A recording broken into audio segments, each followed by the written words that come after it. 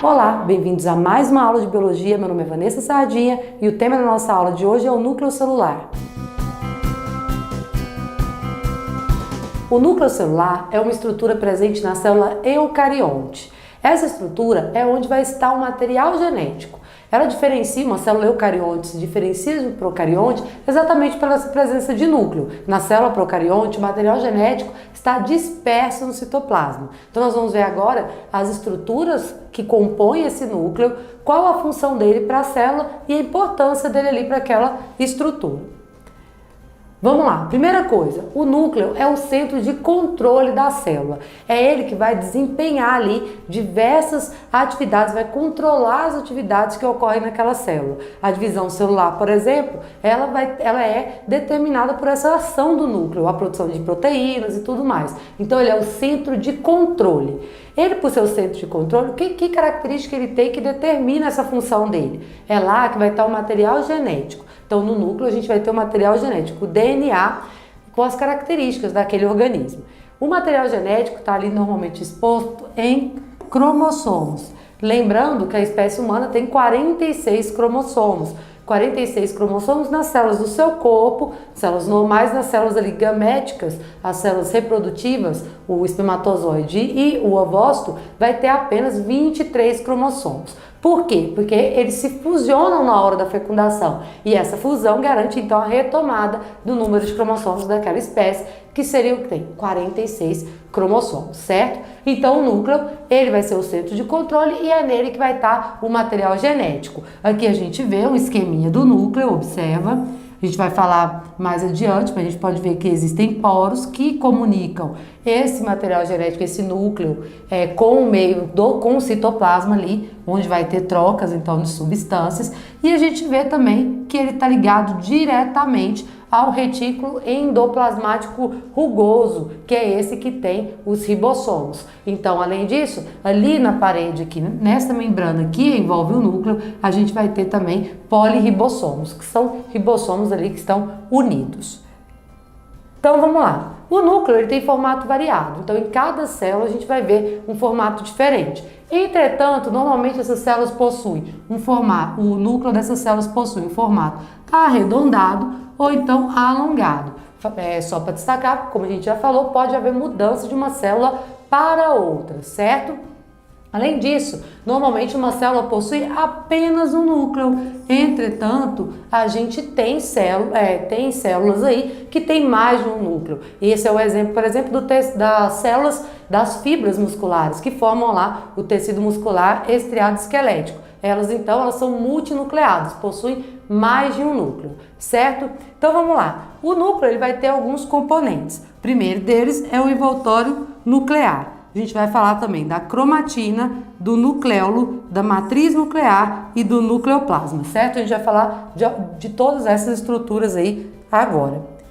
Primeira coisa que a gente precisa saber aqui, então, é do envoltório nuclear. É essa membrana que envolve o núcleo. Essa membrana aqui, ela é chamada também de carioteca. Então, a gente pode chamar ela de envoltório nuclear ou então também de carioteca. Ela é formada por uma dupla membrana. Então, em vez de ser uma membrana só, são duas. E entre essas duas membranas existe um espacinho, que é a cisterna perinuclear, certo? Que é o espaço, então, entre uma membrana e outra. Como a gente já havia falado, esse envoltório possui poros, que são essas estruturas aqui. Esses poros permitem, então, a troca de substâncias, certo? Ele vai permitir a troca de substâncias, entretanto, ele vai impedir também que algumas substâncias passem. Como a gente está vendo aqui, o envoltório ele é impermeável a íons e moléculas, certo? Então, esse envoltório, que a gente precisa saber que ele é formado por uma dupla membrana. Entre essas membranas existe um espacinho e nessas membranas existem poros. A gente já falou também, mas vamos relembrar que a membrana mais externa, ela tá ali, ela pode conter poliribossomos. E esse envoltório nuclear está ligado diretamente ao retículo endoplasmático rugoso, certo? Vamos lá. A gente tem que saber também que lá dentro do núcleo a gente tem a chamada cromatina. O que é a cromatina? A cromatina vai ser nada mais do que o DNA, que é o material genético, associado a proteínas, principalmente a proteína chamada de proteína histona. Isso aqui garante o quê? Com que ele consiga se enrolar, se condensar e formar os cromossomos. Lembra lá que o cromossomo seria o DNA muito bem ali compactado, muito bem enovelado, certo?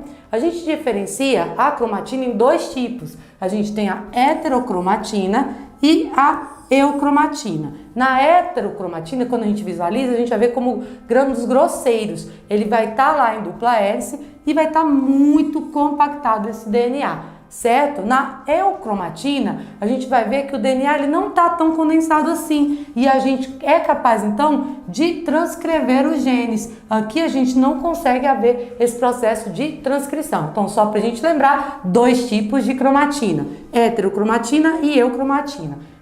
Cromatina seria, então, o DNA associado a proteínas, principalmente a proteína histona. Vamos lá, a gente também tem outra região que a gente vê normalmente como uma bolinha mais escura no núcleo lá, uma região circular, que é o chamado nucleolo. O nucleolo, ele vai ser uma região onde vai ser formado os ribossomos. Lembra lá, os ribossomos são organelas presentes no citoplasma que vão realizar a síntese de proteínas, certo? Então ele é formado por RNA cromossômico. Aqui a gente vai ter as porções desses ribossomos e vai haver a montagem então dessas estruturas. Então a gente já falou, nucleolo então relacionado com a produção de ribossomo. Aqui então vai ser rico em RNA ribossomal e proteínas que vão garantir então a formação dessa organela, certo? Temos ainda a matriz nuclear. O que se trata a matriz nuclear? Ela vai ser, quando a gente observa o microscópio, ela vai ser uma estrutura fibrilar. Então, ela vai fornecer um tipo de esqueleto ali que vai apoiar os cromossomos, correto? Essa estrutura, essa matriz nuclear, ela não é considerada por todos os pesquisadores. Alguns pesquisadores consideram que ela, na realidade, não é uma estrutura do núcleo, e sim o quê? E sim uma estrutura artificial, formada ali na hora que você vai montar a lâmina, certo? Então, alguns autores consideram essa matriz, outros não consideram ela como um componente ali do núcleo. Se você considerar, então, a existência dessa matriz, ela seria como uma rede, onde estariam, então, dispostos esses cromossomos, certo? Vamos para a última porção aqui, que seria o nucleoplasma. O que é o nucleoplasma? Seria ter um material que vai preencher ali os espaços entre os elementos do núcleo, certo? Então vai ser aquele material, seria como, lembra lá do citoplasma. O citoplasma não tem um material ali que preenche ali os espaços entre as organelas e tudo mais. Então aqui o nucleoplasma seria esse material que vai preencher os espaços, então, entre as estruturas do núcleo. Correto? Então a gente viu aí as principais características do núcleo celular. Lembrando apenas que o núcleo celular ele está presente nas células eucariontes e é nele que vão estar os cromossomos. Na espécie humana nós temos 46 cromossomos, 23 pares de cromossomos. E essas estruturas, esse número de cromossomos, ele vai variar de espécie para espécie.